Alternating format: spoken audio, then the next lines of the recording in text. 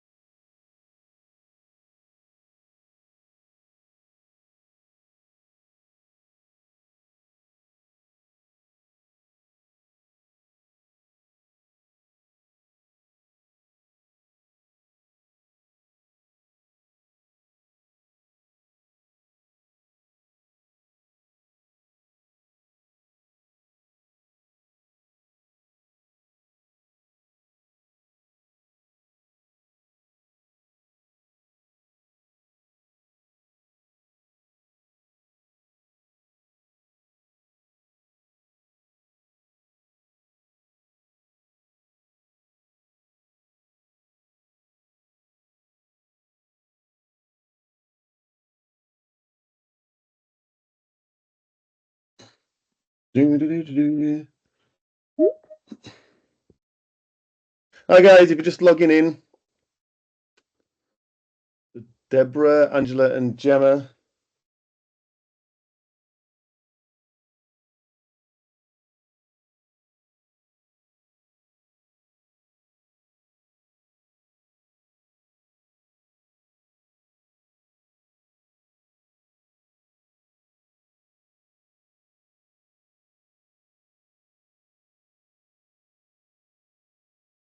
The guys who've just logged in, can you all hear me okay? Can you just pop something in the chat or just unmute yourself and just say yes, just to make sure.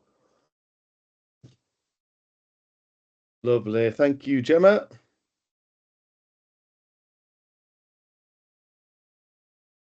So we'll wait around about another 5 minutes and then we'll just see who logs on. And then, yeah, we'll kick off around about 11 o'clock, guys. Yeah. So just chill out. If you're sat at your desk working, that's okay. We can just use the chat facility to use when we go through some questions. And I can obviously access that. So that's all good.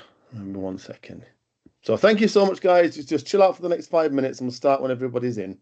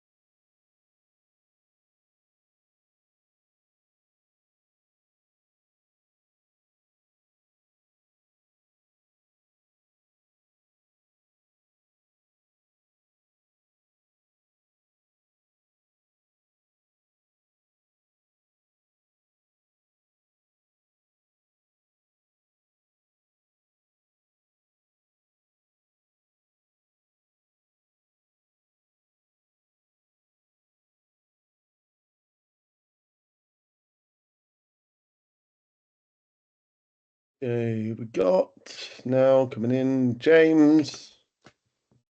Hi, James. You all right, buddy?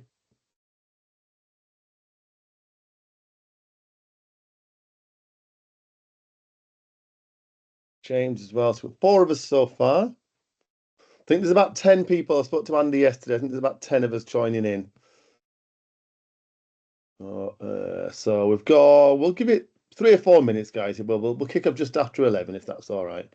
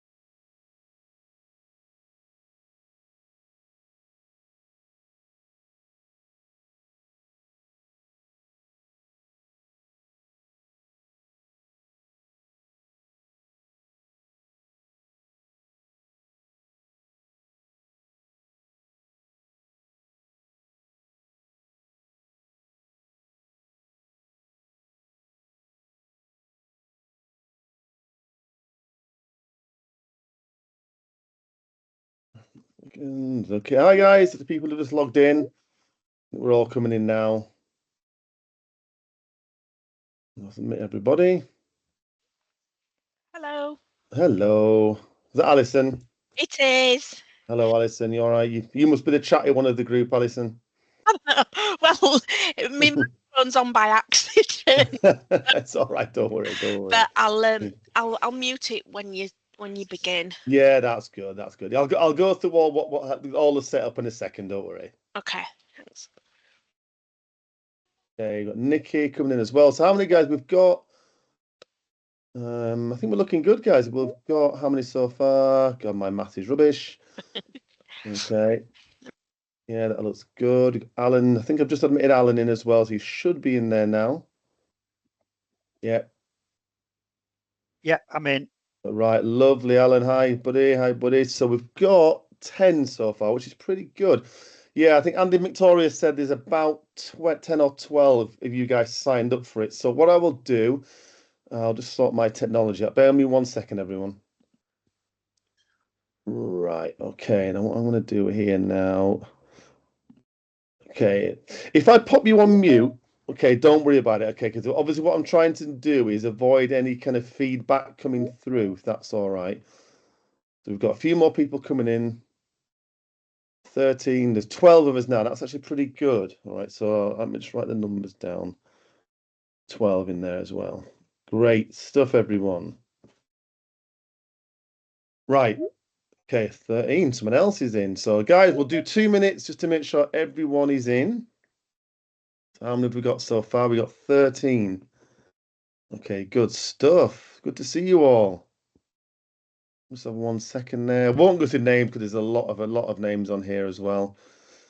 So what I will do, everyone, I'll give it about 2 minutes and then we'll start. So just before I do start, if anyone's got any technology issues, as in they can't hear me, or when I share the slides, they can't see the slides, if you can just pop it down in the chat that you can't see them or you can't hear me, let me know, then I'll figure out the technology. But if you all stay quiet for that one, then I know you can, or at least you can all hear me anyway.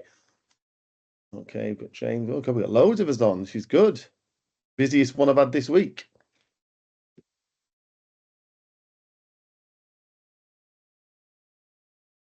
All right, so bear me 1 second, everyone. I'm just setting my timers up to make sure I get my timings right.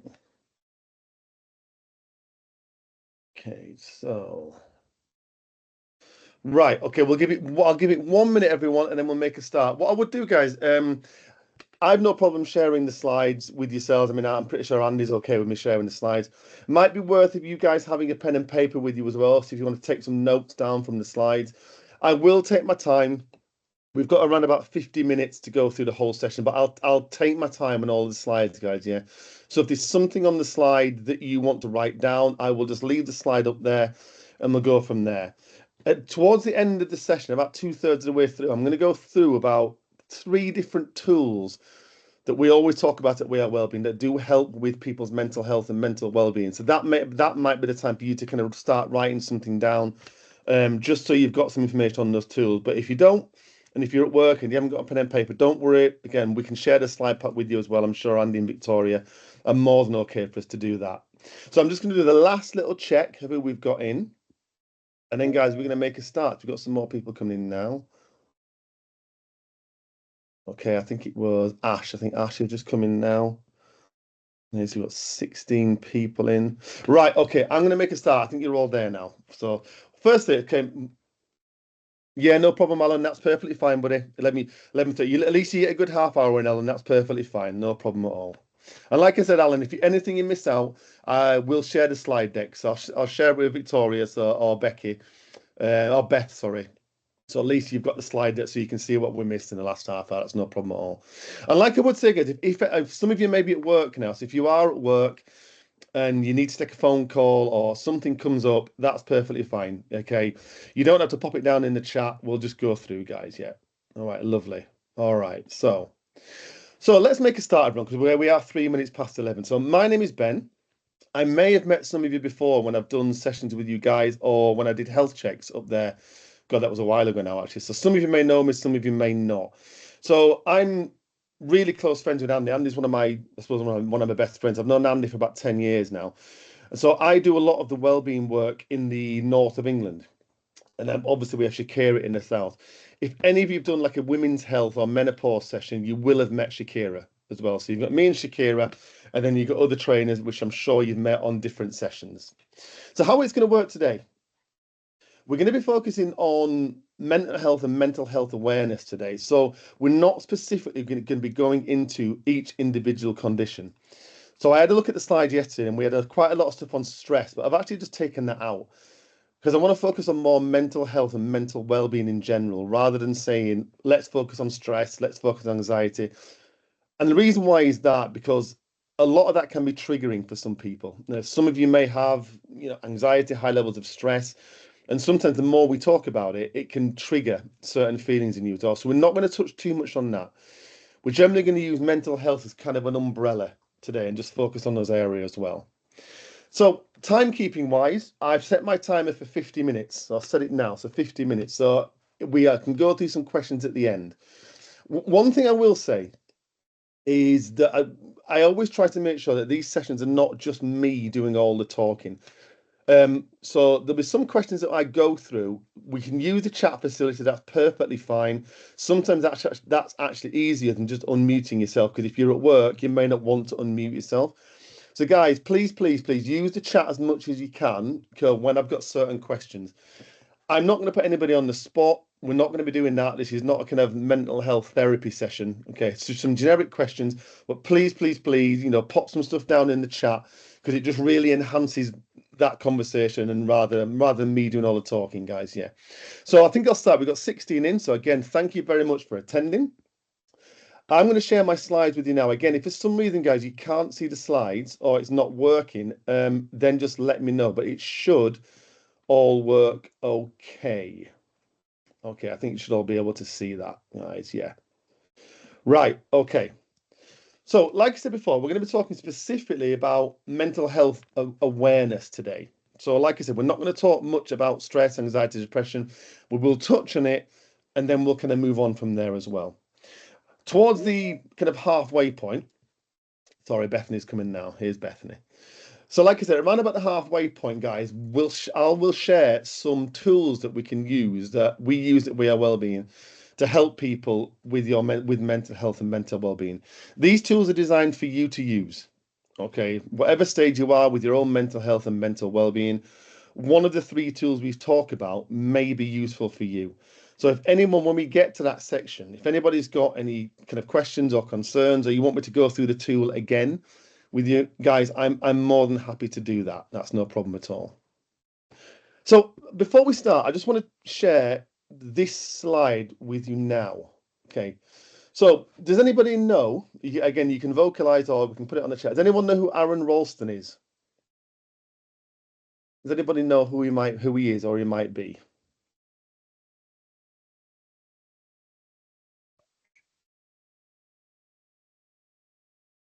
Yeah, no one knows who he is. That's good. We can talk about that then. So, if anyone's seen the film 127 Hours, Aaron Ralston is, I suppose, effectively the star. The film is based on his story.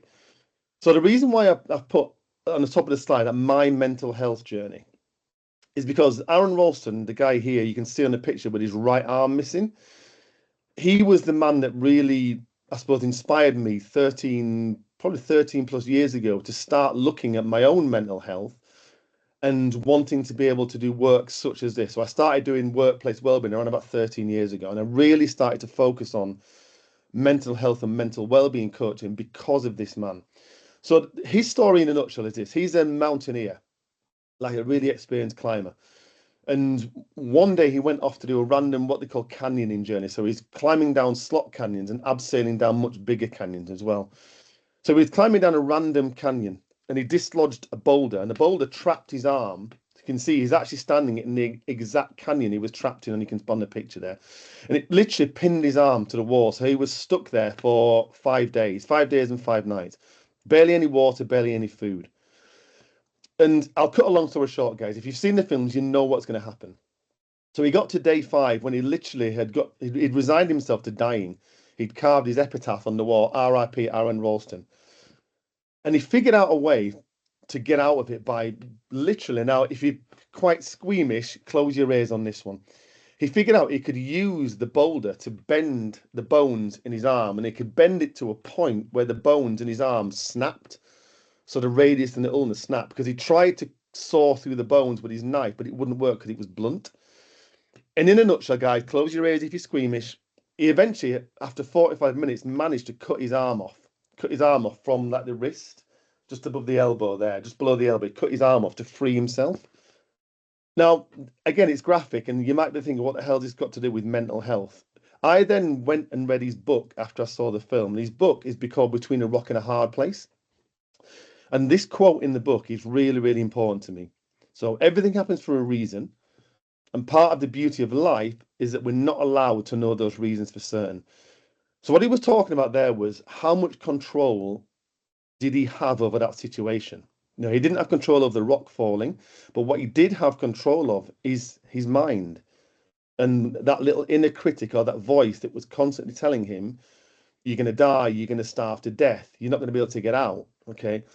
And every one of us has that little inner voice in our head.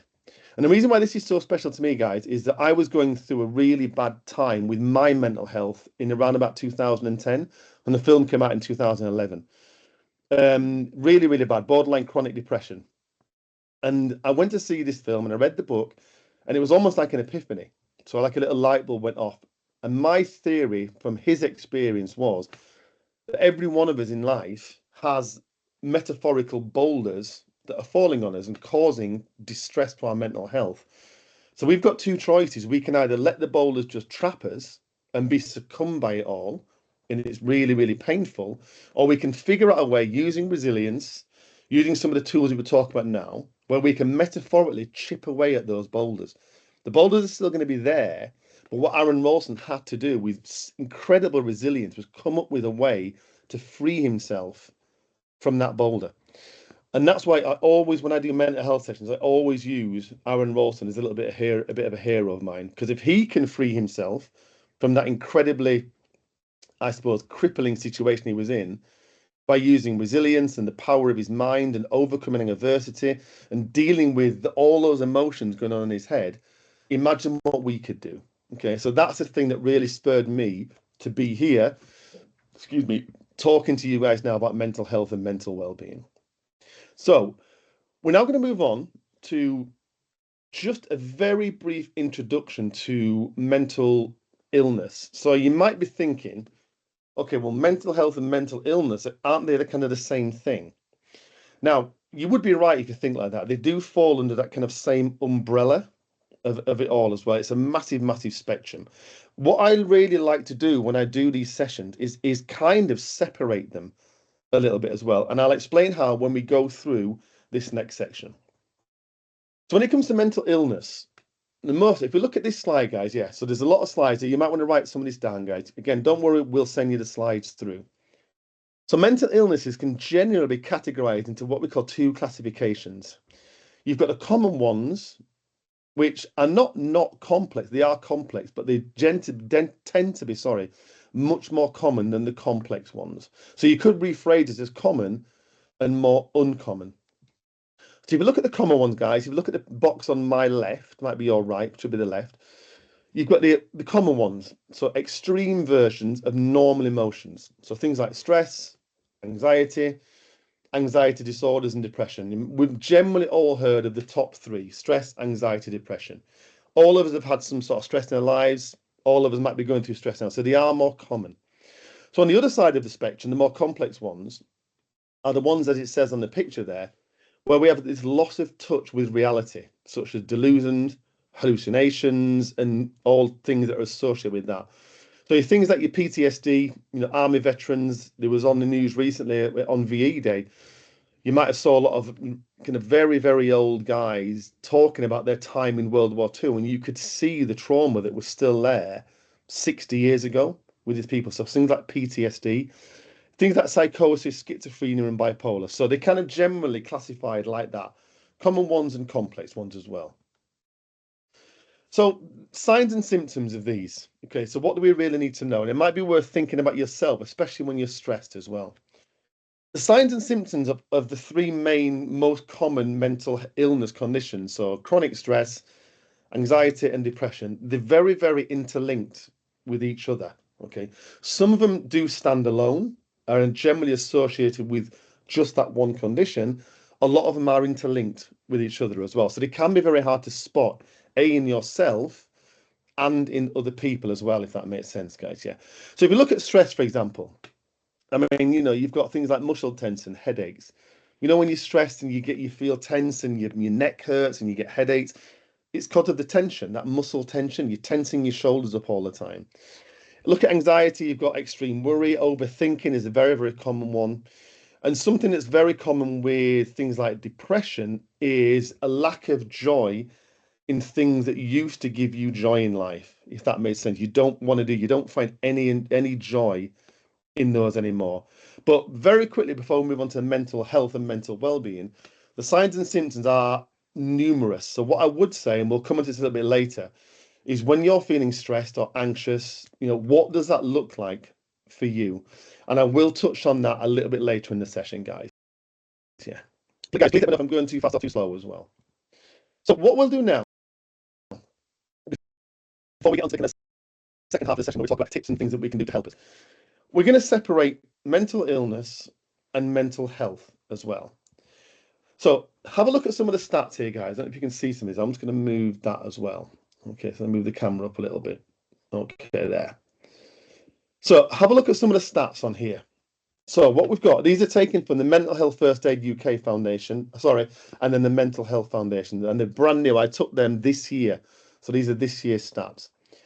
So 1 in 4 of us will experience common mental ill health, not a mental diagnosis, but mental ill health in any given year. So we've got 16 of us on this session. So 1 in 4 of us, will and maybe are experiencing something like that now. Yeah. 3 in 4, this is an alarming statistic. 3 in 4 suicides are men, and most risk age is between 50 and 54 years. I think under 50, from 19 to 50, suicide is still the most common cause of death in the UK for men. So that's an alarming stat there as well. So 1 in 5 children are likely to have a mental health disorder. Now, again, a lot of this, and I've done a lot of research in this, a lot of this comes from things like social media influence as well. There's a huge influence with social media, the kind of the validation society we live in now. If people aren't liking what you share, they're sending nasty comments, you're being bullied online, and that never switches off. It generally is younger age people who are more likely to be drawn into that world of social media because they have this perception that it's real, or everything they see is real. And if they don't match up to someone else, of course, that's going to affect them mentally, especially when they're constantly on it all the time. Okay. Again, I don't want to get too much into social media, but there are loads and loads of stats and research around that area as well. So we'll just touch on a couple of things, 3 things around mental health in work as well. So again, these are taken from the same resources as before. So 15% of UK workers, so it should be mental, not metal, have a mental health condition. It could be stress, anxiety, depression. We don't know how long term that is, whether it's chronic. The stats didn't show that. 51% of people of long-term sick, sorry, due to stress, anxiety, and depression. So 51% of people off long-term sick, not due to musculoskeletal injuries, it's stress, anxiety, or depression. And then the third one's interesting. 1/3 of managers, now I may have some managers on the session today, and I'm certainly not saying this is you. And this is not managers' fault, by the way. They feel out of their depth dealing with mental health at work. Now, it's great that you guys, I know we do a lot with Romeros. We do a lot of work with you, especially managers as well. But I've been to some companies where managers have no training at all talking about mental health with their staff or their teams. No training at all. They're just throwing it at the deep end. So it's not a surprise that certain people do feel out of their depth. I'm sure you'll agree with that one as well. So as you can see by these last two slides, mental health and mental well-being is still an issue. And it's great we have Mental Health Awareness Week that we're in now. But I always say, why is it should just be 1 week where we focus on this? It should be something that we're focusing on continuously in ourselves and in our organizations. And it's great that you guys at Romeros have such a push on mental health and mental well-being. So I'm now going to just draw your attention to the writing on the slide, guys. Yeah, so if you can just have a read of what's on the slide here, and I'll go through it as well. So what we've got on the slide here is the World Health Organization, their definition of mental health. So not mental illness, but mental health, guys, if that makes sense, yeah. So they describe it as this. So a state of well-being, and you can see, guys, what I've done, I've underlined some of the words in here as well, and I'll talk about those in a second. So a state of well-being in which every individual realizes his or her own potential, can cope with the normal stresses of life, can work productively and fruitfully, and is able to make a contribution to her or his community. That should be they or them. We should have added those in as well. Now, the reason why I've underlined those words there is when I look at those words, I generally don't have a negative connotation to them. So when I hear well-being, it's a positive connotation. I think someone who is well in themselves can cope. We can cope with my mental health. I can cope with it. That's their definition. Productively and fruitfully as well. So what I'm trying to get at here, everyone, is that definition is very different to a lot of people's general definition of mental health. Now, most people's general definition of mental health is often veered towards the negative. So they'll say things like, I can't cope, or depression, or worry, or anxiety, or overthinking. They're not wrong when they say that. But can you see, if we have this connotation around mental health and mental well-being, that it's deemed somehow as negative, it's very unlikely that we're going to want to talk about our own mental health. And because how do we know that other people aren't judging us in that same way? Now, not sure how many men are on this session, and I don't want to generalize between men and women. I don't want to say that all those men are the same.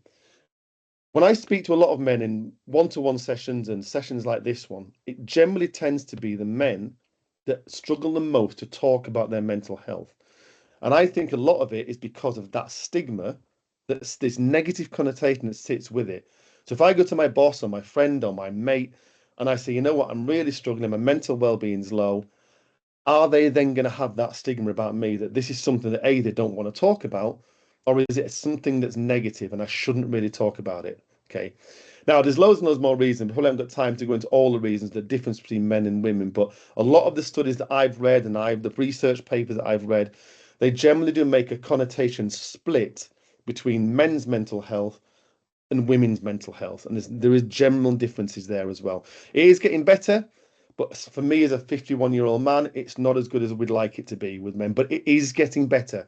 So it's definitely getting better. There's a lot more groups out there specifically looking at men's mental health and talking therapies as well. And I will share some of those with you at the end, guys, if some of you want some extra resources. So just moving on from that last slide. So I want you to all have a quick look at this slide here. So you might be thinking, what is the mental health continuum? So let me explain what it actually is. So before we come onto that slide, guys, One thing I want to say to you, all of us, all 16 of us on the session today, which hopefully might make it a little bit easier for you to deal with your own mental health and mental well-being, is every one of us, including me and including everyone at Romeros, every one of us has mental health. Every one of us does. So going back to that connotation again, going back to this here, is every one of us fits into this quote somewhere, this state of well-being. Okay, so imagine I had the state of mental well-being. So every one of us is in a state of mental well-being throughout the course of our lives, every minute of the day. All right. So going back to that, why do you think people don't talk about mental health? Is because of that stigma. I can talk about physical health, no problem at all, till I'm blue in the face, but because that hasn't got such a stigma. But mental health, I don't want to talk about that. Think of the older generation. I'll use my dad as an example. He was always one that mental health doesn't exist. Stress doesn't exist. You've just got to get on with it. Now, thankfully, that is kind of being eroded now from society. It's still there, but it's being kind of eroded. So what I want to try to say to you all is that we're all in the same boat. None of us are unique. We're all in the same boat with our mental health. Some of us have good mental health or mental well-being, and we're dealing with it and we know how to deal with it. Others, not so much. Same with physical health. Some of us have good days and bad days with our mental well-being. Others have much, much longer bad weeks or bad months as well. What I'm trying to say, guys, here, the spectrum, this continuum is vast, and all of us are on it somewhere. Now, you may know someone, maybe yourself, that has a mental illness diagnosis, stress, anxiety, depression. You're still on this spectrum, but you've had a diagnosis, okay? Some of us might have had no diagnosis, but we feel like we've got depression or really chronic stress. We're still on this continuum. Some of us, I kind of put myself in this bracket. I've had no diagnosis, but boy, do I have days where my mental well-being is low. Right? So what I've come to try and think of myself is I'm on this spectrum somewhere. So you can see the numbers. You've got -10, in the middle you've got 0, and on the other side of it, you've got +10. A lot of the people I speak to on these mental health and mental well-being sessions generally float between towards the 0, the lower numbers, or slightly higher up, 7 or 8s with their mental health and mental well-being. So guys, what I'm trying to get at here is you may wake up some mornings just feeling really low, really down, you don't want to get out of bed. And that is perfectly okay to feel like that. It's a normal response to feel like that as well. All right. You might just be having a day where you're a 0 or a 2 or a 3 because of something that's going on in your life at the moment. Okay. Now, obviously, don't get me wrong, there might be other people lower down this spectrum who have had a diagnosis who are really, really struggling. But what I'm trying to say, guys, is this one. I'm sorry if I'm kind of waffling a bit here, is that we are all on this continuum somewhere. Okay. It brings it into a little bit more detail when I show you the next slide here. So I'll just let you have a look at that one. I'll let you have a kind of look at that one and kind of absorb what's on the slide here. I'll go through it with you guys. So you have an axis, arrows going up and down. Yeah. So what you want to imagine this is broken down into 4 like quadrants. Yeah. So you've got a top one, bottom one on my left, on my right, bottom left, top left as well. So this is taking the continuum into a little bit more detail you've got here as well, guys. Yeah. So I want you to have a look at this, guys. Yeah. And just have a think. You don't have to say anything because, again, this is very personal to you. But I would like you to have a think which quadrant you would place yourself in here when it comes to your mental health and mental well-being. And what I will do, I'll use myself as an example, but guys, really have a think about where you would place yourself on here as well. Okay. Now, this might change from day to day. Okay. So when I was going through my really bad time, okay, really, really bad time, okay, I was in the bottom right segment. So I was in the bottom right. I had poor mental health, but without a diagnosed mental illness. But that didn't mean I wasn't feeling crap because I was feeling really crap. Okay. So if I'd have gone to the GP or to a therapist and they'd have diagnosed me with, yes, you have chronic depression, chronic stress, I would have moved probably into the bottom left one. So poor mental health with a mental illness. So much lower down that continuum. So there, I would have time off work, definitely would have had to have treatment, medication, maybe. I'm not sure. But luckily, I didn't get a diagnosis. Okay.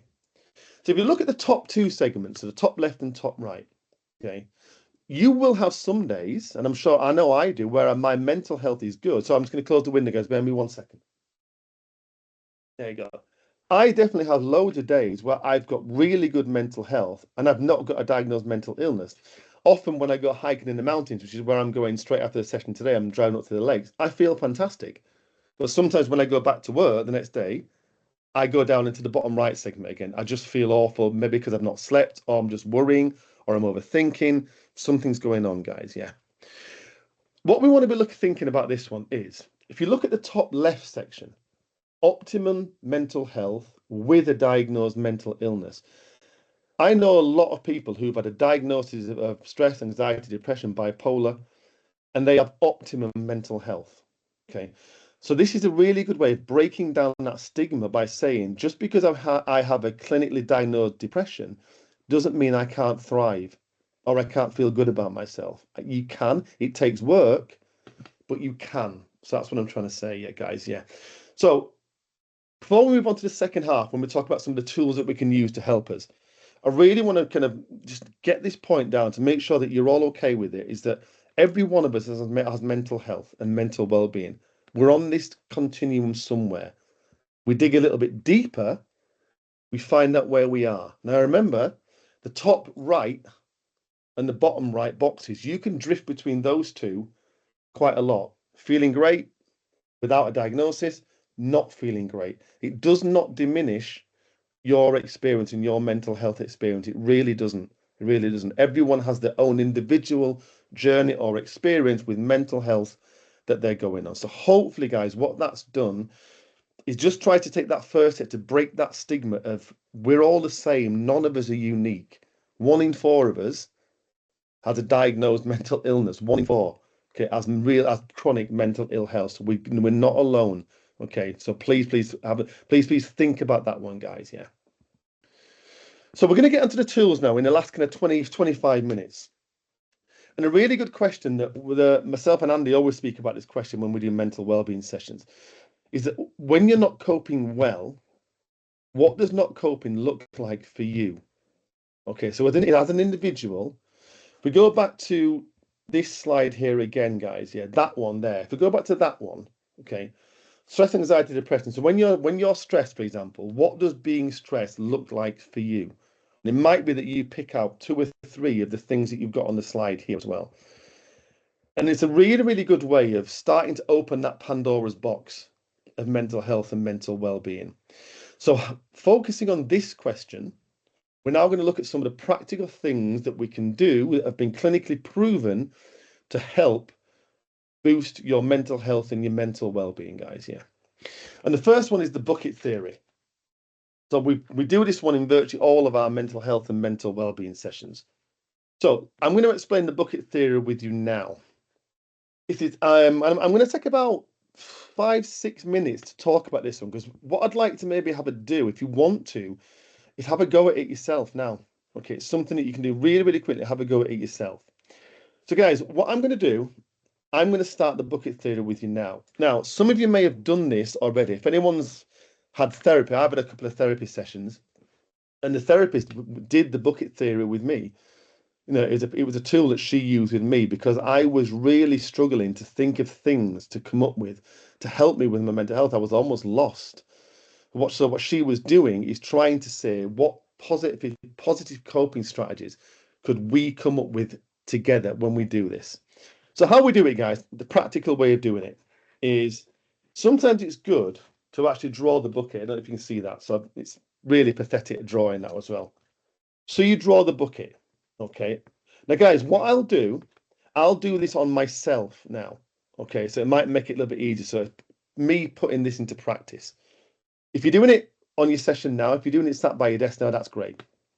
So the first thing you do, you can either draw a bucket. Now, what I definitely recommend you do, everyone, is with a tool like this one, is that you draw it or write it down rather than just thinking about it. Because remember, overthinking can be really damaging to your mental well-being. And if we're thinking about it, that little voice in the head is more likely to push us in a way where we don't want to go, to a more negative way. So I would always try and say write it down. So guys, I'm going to do the first one, right? And I'll share it with you. So the first thing we do is we draw the bucket and then we input the bucket. So we fill the bucket full of, let's call it stress or water. So what causes the stress or concerns with our mental well on a daily basis? So I'm going to go through this one with you now, guys. I'll do it with you now, and then I'll talk you through it. Okay. So I put the first thing I put in is finances. You know, I'm self-employed. I have good months and I have bad months, and I stress or worry about finances. Okay. So I'll put this one again. So the second one I've put in my bucket is in my emotional well-being. I can be very prone to negative emotions, very prone to daily negative emotions that come into my head and they tell me things that I don't want to hear. Okay, so I'm very, very prone to that, and I do a lot to manage that as well. Okay, I'll put another one in there, guys, as well. I'll put family in there. You know, I put family in there because I've got a partner. She's got a 14-year-old boy now, and it's difficult, you know, being a stepdad. It's tough. He's 14, he's a teenager. It's hard, you know. I put all those ones as well. I have a partner going through perimenopause at the moment, so together we're dealing with that, and you know that can cause us all stress as well, and just general things with family as well. And I'll put another one. I'll put, this might sound slightly weird, this one. So I've got traffic in there as well. Kind of commute as well. I don't like driving. I get very stressed when I'm in a car. So I've got 4 things in my bucket. I probably could have filled it with more if need be. So guys, what I'm now going to do is I'm now going to go to the third section. So what positive coping strategies could you implement? I'm going to tell you now the positive coping strategies I do implement, which help me with that. Because if I don't implement those things, guys, what will happen in my stress bucket? It'll start to overflow, and the stress will become too much, and I can't deal with it. So the first one, and I'll share these with you. I'll just write them down now. So I've done 2 so far. Okay, so I've got my 4 now. So on my bucket there, I've got the 4 little holes in it, and I've got nature is 1. So when I go to the mountains or just going for a walk, even in our local park here, it makes me feel so much better. I've got podcasts. I do a lot of my learning by podcasts and listening and audio books, things like that as well. I do it every day. My fitness is important to me. I work in a gym outside of here. I try to be in the gym 5 times a week. And things like good diet and trying to get sufficient amount of sleep in here as well. So when you've done those ones, if you are going to have a go at this, what I'd also, when you've done the 4 holes in the bucket, what a question I would ask yourself is, how often are you doing those? So when we're stressed or we're worried or our mental well-being is low, how often are we implementing these positive coping strategies? So are you going out in nature every day? So do I listen to a podcast every day? I try to do half an hour a day. I try to exercise 5 times a week. I try to get a good night's sleep every night, and sometimes that's not possible. So, but remember, if your positive coping strategies are things that you're only doing once a month, let's say taking a day out or going on holiday, for example, which you might do twice a year, you're spending a lot of time in a stress situation without enough positive coping strategies. So a question I would add to this is, what strategies could you implement, and how often am I doing them, or could I be doing them? Is it daily? Is it every other day? Is it 3 times a week? And add that in as well. So I'm now going to look at statement number 2, which is the overflow. So what does not coping look like for me? I'm going to do it. So I'll write this down, guys. Yeah. So it's always good if I write this down. It stops that little voice in my head. Okay. So I'll put 3 down. So when I'm not coping and my mental well-being is low, I get irritable, as in snappy, especially when I'm driving. I get very non-emotional, so I tend to just close off from the world, everyone. My partner will say, "What's wrong?" And I'll just say nothing or don't know. I do know, but I don't want to verbalize it. And I tend to get just quite quiet. I just shut off, you know. And often I will do things like over-exercising as well. So you can see what I've done there, everyone. In the last, it's taken me about 3 minutes to do that, I think. I've done my stress bucket. So when I've done it, if I'm going through a really bad time, I'm quite low on that mental well-being continuum, what I'll tend to do, rather than focusing on the things that are stressing me, because I can't get rid of family, I can't get rid of traffic, I just have to deal with it because I can't change that. What I always tend to look at is, am I doing enough of my positive coping strategies? Because I might have a week where I can't do any of them, or my diet is poor, or I'm just not sleeping, or I've not been out in the park, or I'm overthinking. So I always tend to go back to the positive coping strategies rather than focusing on the stress and how I can eradicate it. Because some of them I have no control over it. So I just have to let things happen, let them happen, and let my brain deal with it. Okay. So, guys, hopefully that model makes sense. And again, like I said, we will share these slides with you as well. This session is being recorded. So if you want to listen to this session again and go over it again, it's always worth having a go at the stress bucket theory because it's really, really good. Because what it does, it allows you to verbalize or at least journal the causes of stress or the causes of poor mental well-being. It allows you to look at the things that you are doing or maybe not doing enough of that help you, or maybe some things that you could start to do. So one thing I would say, if at the moment you're not doing any positive coping strategies, don't worry. Try not to worry about it. Okay. Have a think about something one thing that maybe you could start to implement at least 2 or 3 times a week and start from there. But really, I would always say is try not to beat yourself up if you're not doing anything that we deem as positive coping strategies yet. Try not to worry about that. Okay, we do one thing at a time, guys. Yeah. So hopefully that's the bucket theory explained in a way, but it's a really, really useful tool. So that's tool number one out of the 3 tools that we're going to talk about today, guys. Yeah. This is tool number 2. And again, what I will do on this one, okay, I'll do this one with you. I'll do it on myself so I kind of share how to do it. So I'm just going to get a quick drink. So this is what we call the 5 areas model. Now, if anyone's ever studied CBT or had kind of therapy in the past, and the therapist has maybe used CBT techniques, this is taken from there. So I like to think of this one as the iceberg theory. Okay, so imagine the iceberg theory. So you've got the tip of the iceberg at the top, and 80% of the iceberg is under the water. So we can only see the top bit of the iceberg.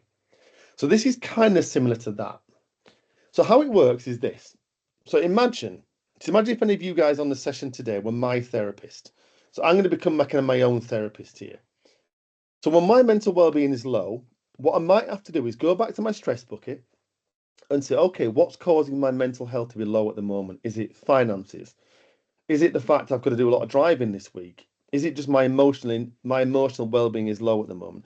So what I want to try and do is identify the situation and what is the trigger to my mental well-being being low. All right. So let me pick myself. Okay. So what I'll do, guys, is this one. So when I finish with you yourselves here, I've got a 3-hour drive up to the Lake District. Now, you might think, well, that's a bit trivial. You're only driving, but I honestly say now, I get quite anxious and stressed and worried when I drive because I get quite bad road rage and it really affects my mental well-being because I think I don't look forward to the drive. So let's use that one. So my trigger is the drive to the lake. So let's say 3-hour drive. That's the situation I'm in now. So if I'm going to be my own therapist now, rather than me saying to myself, you've just got to get on with it and go for it, because that doesn't help. That still causes that little voice in my head to say things like, it's going to be a nightmare, your back's going to hurt, what if you get stuck, what if your car breaks down, what if, right? So what I need to do, I need to plunge below the surface and look at the 80% of the iceberg that's underneath it to try and see if I can make my situation any more comfortable or easier on my mental health and mental well-being. And this is how we do it. So I might say, okay, so the question I might ask myself is, how does the drive make you feel? So I'm going down to feelings now. Okay, so I might say, well, it makes me feel anxious. Okay, I'm nervous or worried, etc. So I'm writing it down, what I'm doing, I'm writing it down, I'm journaling in it. So I'm getting it out of my head and dumping it on paper. All right. So if I was my own therapist, I might just sit with feelings and say, okay, another question could be, do you always feel like that when you go for a drive, even when you just drive down the road? So that's another question I could ask myself. And it might be, no, it's only on long journeys. Okay. So what I'm looking at here, guys, I'm trying to dig deeper, going under the surface deeper to try and see if there's any way I can resolve how I feel about driving, which might help. Now, what this then might lead to me saying, okay, is there anything I can put in place that's going to calm those feelings down, to calm my anxiety when I'm driving, or even leading up to a drive? Now, what I've done, everyone, to stop myself feeling like this, I put things in place. Like I've already got a podcast lined up to listen to. But why? Because it's a distraction. It's a distraction from the drive. If I'm listening to something, I'm distracted. And that little voice in my head is saying, oh, this is nice. This is a distraction. Don't worry. Don't stress about this. Okay. If I'm worried about being stuck in traffic, I've already gone into AA Route Finder on Google Maps and planned the route up there, which has the less traffic on there. So my therapist is, I'm now giving myself a solution to this issue. So if, for example, I used another bit of this slide, so let's say I might say to myself, well, does your behavior change when you're in a car? Because, Ben, you're normally quite placid and happy-go-lucky and relaxed, but when you drive, do you see any behavior changes? And I actually do. I get more worried and more nervous, more stressed. It affects my mental well-being because I think about the drive for 2 days beforehand. So, of course, that's going to affect my mental well-being. So it might be a case of, well, is there anything that you can do to maybe look at your behavior when you're in a car? Again, distraction technique, listen to a podcast, listen to some calming music, plan the journey better. So you see what I'm getting at, guys, here, without going into too much more detail about this whole model. Rather than just accepting or thinking, well, I'm always going to have these thoughts and nothing can change, sometimes we need to just dig a little bit deeper and thinking, how is it affecting my thoughts? How is this situation affecting my physical behavior? So, am I shivering? Am I sweating? Am I nervous? Am I trembling? How does it affect my behavior? And how does it affect my feelings? And the good thing to do is exactly what I've done here is just ask yourself questions, be your own therapist. I'm going to share with you a reference at the end, a book about being your own therapist. And what that therapist says is journal with yourself. So imagine you've got two sides to you, like Fight Club, two sides to that same character, and be your own therapist. So this is a really, really useful tool for doing that. We've got one more tool to go with you. And then, guys, I'm going to share with you a few little extra resources towards the end of the session, which might help you as well. So I don't know if any of you have seen this, the 5 ways to wellbeing model. I think we've probably shared it with you on previous sessions, maybe around stress management as well. So again, this model, you can see at the bottom of the slide here, is used by the Mental Health Foundation, Mind, and the NHS. A lot of these clinical bodies are now prescribing things like this to help with even chronic mental illness conditions. It's not as good as it should be, but I know a lot of GPs and doctors and therapists especially will prescribe things like this as well. So there's 5 little pillars to this model. Now remember, these have been clinically proven to help with mental health and mental well-being. So what I'd like you to do, I'd like you to think about your lives as you're going through this and think, okay, am I doing any of these at the moment, if that makes sense, guys? Yeah. So the first one is connection. So you might be thinking, well, what is connection? And this is really something that we need as human beings. We need connection. Think how we were in lockdown when we were only able to connect via a screen like we're doing now, via Teams or a screen. We weren't having any physical connections with each other. We really weren't. Okay. I know for a fact because I've read a study from mind.org, sorry, the Mind Foundation. Rates of depression went up by 1/3 in lockdown because we lost that ability to connect with each other. That's what we lost. So I'd always think to yourselves is, especially if you're working from home and you're by yourself a lot, how much am I connecting with other people? Is it all via screens or via technology, or am I getting real connections? You can use this. A lot of psychologists would use this about connecting with nature. So when people go, especially me, when I go to the mountains, I'm reconnecting with something that is alien to some people, which is nature, that we seem to have lost that connection. So that's why connection is one of those 5 pillars to well-being. Being active, guys, being active is kind of a given. You know, there's loads of studies about if you're active, it releases those feel-good chemicals, those positive endorphins, and it makes you feel good. I read one study by the NHS study, and they said all it takes is 10 minutes of a brisk walk for those chemicals to be released. So it isn't a case of, oh my God, I've got to slog myself around the gym for 3 hours a day. It's just any kind of movement we can do will help with well-being. Taking notice, this is interesting. So this might be tied into things like mindfulness. So how often are we really staying in the present moment? And also, how often are we taking notice of how we're feeling about our own mental well-being? Because often we just brush through life, don't we? And it overcomes us like a wave, you know, and we have no control over this wave. So it's really good to stop and think, okay, at the moment I am feeling like this. So I'm taking note of how I am feeling. I'm putting a spotlight on my emotions and how they're making me feel. So that's a really, really positive thing to do. Learning for me, especially, super important. Remember, I said in my stress bucket, I have podcasts. So I've got another podcast on mental well-being to listen to for the next 2 hours up to the Lake District. And it really helps with the brain because if you can learn about how you're feeling and how other people are feeling and how they're dealing with it, okay, it can make your journey that little bit easier as well. And the last one is giving. There's loads and loads of studies about this one, about the power of giving. I read a really interesting article about it was about which profession has the highest level of mental well-being. And there was two of them. The two of them, and they might not be the ones you think. The two of them were hairdressing, so hairstylists, and charity workers. Yeah, volunteer charity workers. They had the highest levels of positive mental well-being because think about it, they're giving something to someone else to make them feel good. Okay, your hairstylist, your hairdresser. When you have your hair done, obviously not with me, you feel absolutely fantastic. So imagine the sense that hairstylist has because they've made you feel incredibly positive about yourself. Okay, so giving is super, super important. So I would say, guys, if you want to learn more about each of these individual ones, just log on to the NHS website or Mind on mental health. Mind is a really good one. And have a look at what they say about these 5 ways to well-being. It's super, super important. So, guys, just in the last few minutes now, what I'd like to do, and you might want to write some of these down. I added this slide last night. If you are, again, struggling with your mental well-being, struggling with your mental health, there is a plethora of info of self-help out there as well.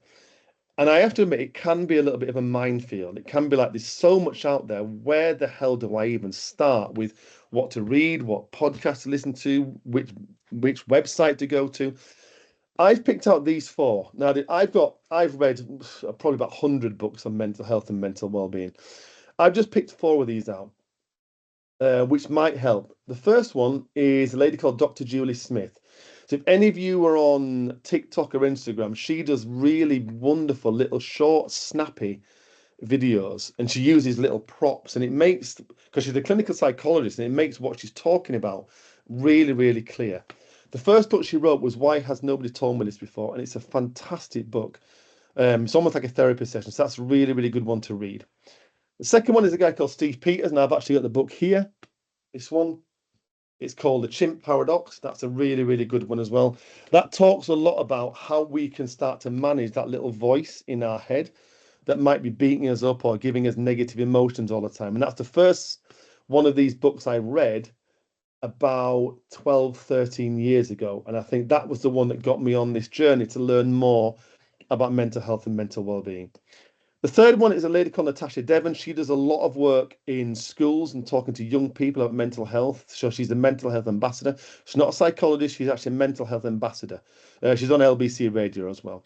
And she wrote a beginner's guide to being mental. So it goes from A to Z, and she talks through almost kind of breaks the barriers down about certain things around mental health and mental well-being. And the last one is an American lady called Mel Robbins. She does a weekly podcast, which is fantastic. And she's a very kind of bold and brassy American lady. And she does a fantastic podcast, and she will have clinical psychologists on her podcast with her. She's written about 4 or 5 books. The last one was called The Let Them Theory. I've listened to it on Audible. It's a fantastic book. And basically what it talks about is when things are causing us stress, we have to kind of let it happen because we have very little control over those as well. So Dr. Julie Smith, Steve Peters, Natasha Devon, Mel Robbins. Those are just 4 of the ones that have worked for me that I just added to the slide this morning, which actually may help, guys. Yeah. So we've come to the end of the session now. So yeah, we've got about 5 minutes left. I'll come off the screen. Has anybody got any questions that they want to go? I know we've been through a lot. I'll just stop sharing, guys, here now. Okay. Has anybody got any questions that they might want to go through? Again, you can bomb down in the chat if need be. Oh yeah, we've got some Aaron Ralston ones there. I've just seen the chat, guys. Now, yeah. Okay. So I'll just stay on for a few more seconds again. So, guys, if you haven't got any questions, that's perfectly fine. I've been through. There's a lot of information. Your brain's probably thinking I've just been through a lot. Hopefully, you've got something out of today's session. Maybe it's one thing or 2 things like that as well. That's no problem at all. The resources we do loads of work with you guys at Romeros, so you do have access to all our resources as well. So the resources from us are there too. And I always like to leave these sessions by just saying to you all with mental health and mental well-being, like I said before, you're not alone. So sometimes when we're going through mental health problems, we just feel like we're alone, that no one else is going through it. But to quote a line from one of my favorite films, Fight Club, you're not a beautiful and unique snowflake. It sounds weird. You're not. Okay, you're not on your own with this one as well. I thought that when I was going through mental health, that my journey, no one else knows what this is. No one else is going through it. And it wasn't until I spoke to other people where you think, wow, so many people are going through the same mental well-being issues as I am. So why not share with each other? Why not just talk about them, guys? I know it's tough, but just literally asking yourself that question is, how can I share this with someone else? How can I get this out? Is always that first step to helping with mental health and mental well-being problems. So, guys, if no one's got any questions, you're free to go. You're free to go, guys. I really appreciate your time. I know you're all at work. I know how hard you guys work up at Romeros as well. So if you want to bob something in the chat, comments, that's fine. I'll save those on there as well. I'll send these slides through to Andy, so Andy's got them, and Andy can send them to Victoria. So if you want them, they'll be there for you, everyone. They'll be there for you. But thank you very much for your time, and I hope you'll have a lovely weekend. I think the sun's now starting to come out. I'm down in Pudsey, so hopefully it'll be shining for you guys up there as well. But thank you very much, everyone. Oh, your comments are great, guys. Thanks for those. That's really nice. Really nice. Thanks very much.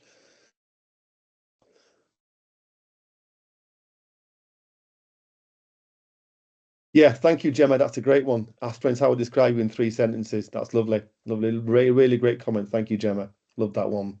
I'll steal that one, Gemma. I'll definitely have that one. But yeah, guys, thank you very much. Thank you very much. It's been a real pleasure, as always is when you guys up at Romeros. Thanks, Ben. Thank you very much. I'm just seeing some of the comments coming through now. That's lovely.